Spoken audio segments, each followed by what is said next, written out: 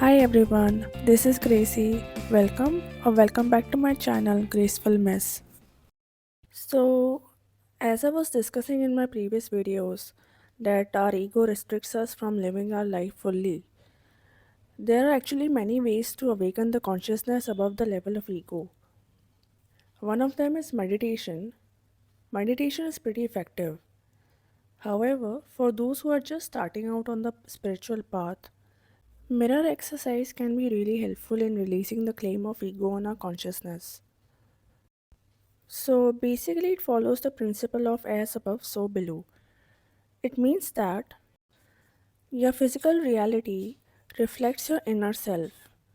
Whatever triggers you in the outer world is the pain you're running from internally. And mirror exercise is to allow the world to become your mirror and show you where you hurt. Basically, you watch your triggers to find out where the pain is, and then you work on healing that pain. You must understand that triggers are different from normal emotions. However, when the level of emotion is much higher than the seriousness of the situation, then it may be reflecting some past pain stored inside your body. Each emotion communicates a different message. You must know how to read the emotions. For example, anger is a mind signaling to us that we are being wronged. Sadness is a sign of losing something dear to you.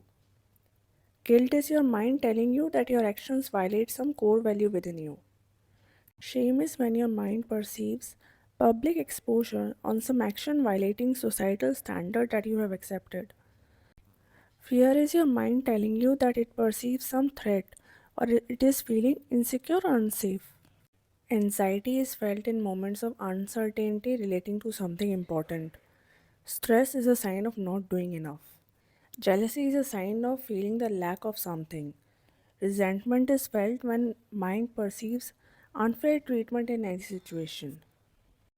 Now that you understand the emotions, I'll quote some examples here on how you can read your triggers. If someone disrespecting you sets off your volcano, it is possible that in the past you have been disrespected many times, and at that time you may not have been in a position to put a stop to it. This disrespect could have been through communication, or maybe someone crossed your boundaries in the name of love, or it could have been some other situation. And in those moments, instead of putting a stop to it, if you held up with it for any reason, the anger would have gotten stored inside your body. And now, when someone disrespects you, along with the anger on current situation, that past anger is also coming out.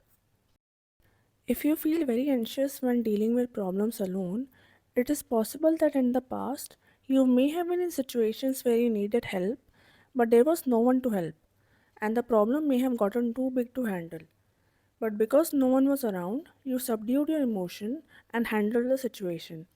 But now, every time you're in a problem and no one is around, those fears pop back into your head even if the problem is not that big. If your coping mechanism to arguments is isolation, it is possible that in the past you had seen a lot of arguments at home between your parents or with your siblings, and in those moments you felt safe in retreating to a secluded corner, and no one even tried to reach out to you. So now, every time you face arguments with anyone, your reflex action is to tune out and isolate yourself.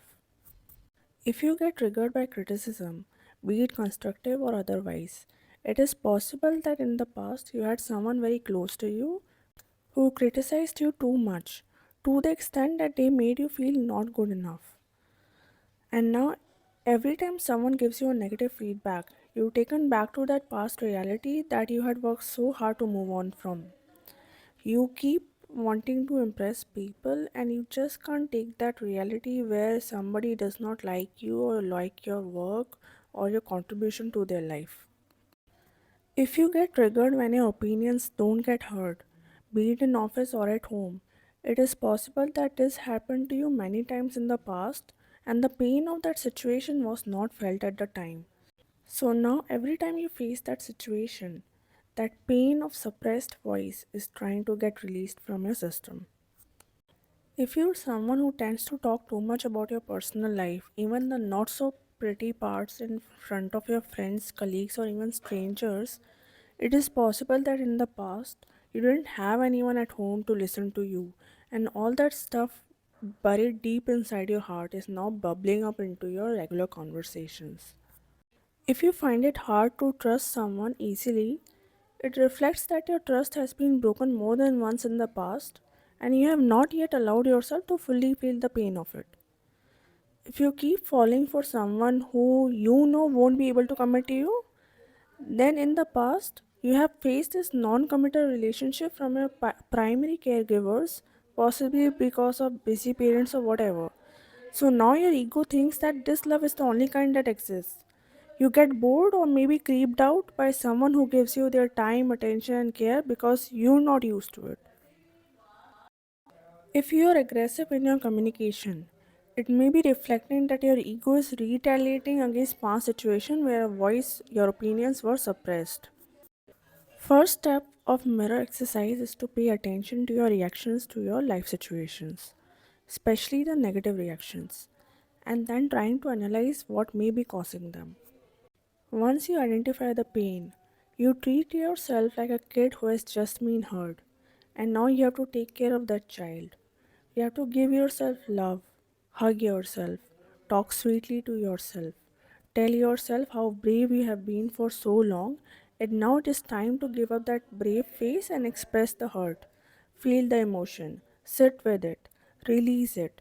Tell yourself that it happened, it was wrong, you didn't deserve it, you have the right to feel hurt by it, and now you have become bigger than the pain. It is important that the pain is felt. Otherwise, it will stay inside your system and keep infecting your mind and ego. But please remember, this is not easy and definitely not quick. So be patient with yourself. It is important that you are in a relaxed and safe environment where you visit these past memories and feel that pain. Once you have felt the pain, you would no longer run from the situations that remind you of the same pain. The attachment will break down. You will stop controlling your external environment to prevent such situations from happening. The best part is, once you stop running from that pain, situations that remind you of that pain will also stop happening in your life. This is because the universe keeps repeating those cycles where there's a pain to be released. Once you have felt that pain and released it, it will stop recreating those situations in your life. So that's it for today. Thank you so much for listening. If you like my content, please like, share, and subscribe to my channel. This would really encourage me to keep bringing out such content. And if you have any particular topic for me to cover, please leave a comment below.